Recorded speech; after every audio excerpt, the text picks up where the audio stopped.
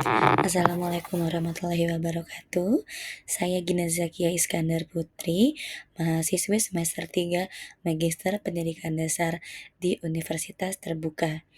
Sekarang saya akan membahas mengenai diskusi 2 studi komparatif pendidikan dasar di berbagai negara dengan judul Pendidikan Berwawasan Multikultural. Yang pertama, ada artikel mengenai pendidikan pendekatan multikultural untuk membentuk karakter dan identitas nasional di era revolusi industri 4.0, literatur review. 5 hal penting yang dibahas oleh penulis dalam materi pengayaan sesi 2.1. Yang pertama, adanya urgensi pendidikan multikultural di era revolusi. Penulis menekankan bahwa dampak ganda bagi Indonesia. Meskipun teknologi semakin canggih, hal ini juga menyebabkan berkurangnya interaksi sosial langsung, pudarnya kearifan lokal, dan melemahnya sikap toleransi antar masyarakat. Kondisi ini dapat memicu konflik dan diskriminasi sehingga pendidikan multikultural menjadi sangat penting untuk diterapkan sejak dini. Yang kedua, tujuan dan sasaran pendidikan multikultural. Penulis menjelaskan bahwa pendidikan multikultural bertujuan untuk membantu individu memahami diri sendiri, membekali pengetahuan tentang etnis dan budaya lain, mengurangi diskriminasi, serta membantu penguasaan kemampuan dasar.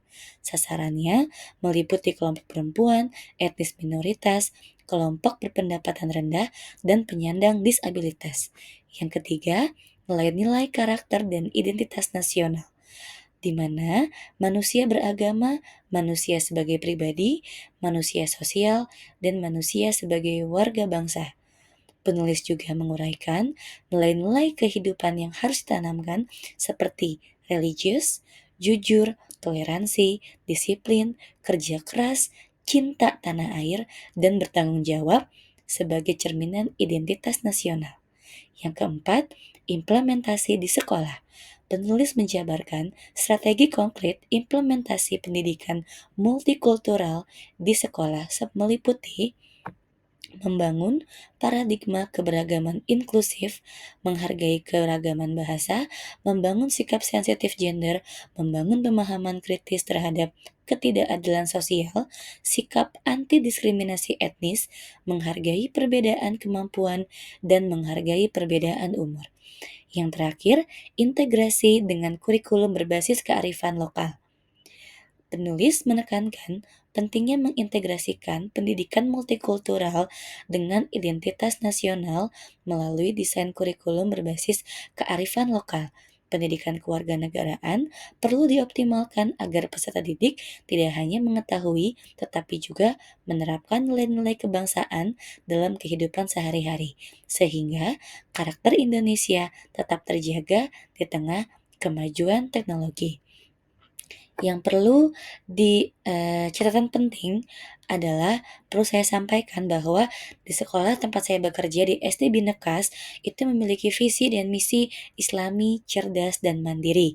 Sehingga sekolah kami memiliki pembatasan penerimaan siswa hanya pada satu agama. Sebenarnya hal ini bertentangan dengan prinsip dasar pendidikan multikultural yang dimana harus adanya kesetaraan tanpa diskriminasi.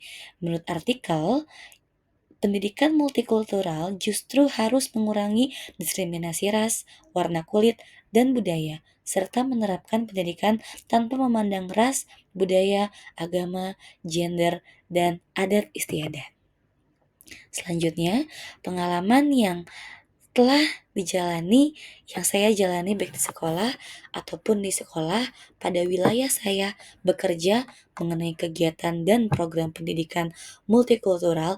Yang pertama adalah membuat kesepakatan kelas yang inklusif, di mana di Binekas ada anak-anak inklusi atau berkebutuhan khusus, dan kita memberikan kesempatan atau ruang untuk anak-anak ABK juga ikut membuat kesepakatan kelas. Lalu adanya integrasi nilai multikultural dalam mata pelajaran, circle time rutin. Setiap pagi kami mendengarkan cerita anak-anak yang berbeda-beda dan teman-temannya pun saling mendengarkan. Ada special event mengenai kebudayaan dan kolaborasi dengan orang tua. Contoh aksi nyata yang sudah saya lakukan atau sekolah saya lakukan, yang pertama adalah adanya end of school year dengan tema keragaman budaya. Siswa mencari tahu lebih dalam dan menunjukkan di depan seluruh siswa mengenai lagu, tarian, makanan khas daerah sesuai dengan budaya yang dipilih oleh kelasnya. Selanjutnya, ada PTC, Parents Teachers Conference, di mana siswa mempresentasikan berupa proyek dari hasil belajarnya selama 1 semester, di mana proyek ini ada budaya-budaya yang mereka selipkan juga sehingga menjadi suatu wadah untuk orang lain dan orang tua yang juga tahu mengenai budaya-budaya. Memperlihatkannya di depan guru, orang tua, dan teman-temannya. Setelah itu ada kegiatan ekstrakurikuler, ada kegiatan futsal, ada kegiatan taekwondo, bulu tangkis, silat, memanah, dan jimbe. Kegiatan-kegiatan ini tentunya mengasah kemampuan motorik kasar dan motorik halus. Ekstrakurikuler ini juga tentunya terintegrasi dengan pembelajaran sehari-hari dan budaya. Lalu ada juga kegiatan special event. Kegiatan special event ini seperti Independence Day dan juga ada Ramadan Week. Lalu yang terakhir adalah isu penting film New Boy, di mana film New Boy ini menggambarkan tragedi kebijakan asimilasi paksa terhadap anak aborigin di Australia sebagai contoh ekstrim kegagalan pendidikan yang tidak multikultural, di mana anak dipaksa meninggalkan identitas budaya dan spiritualitasnya.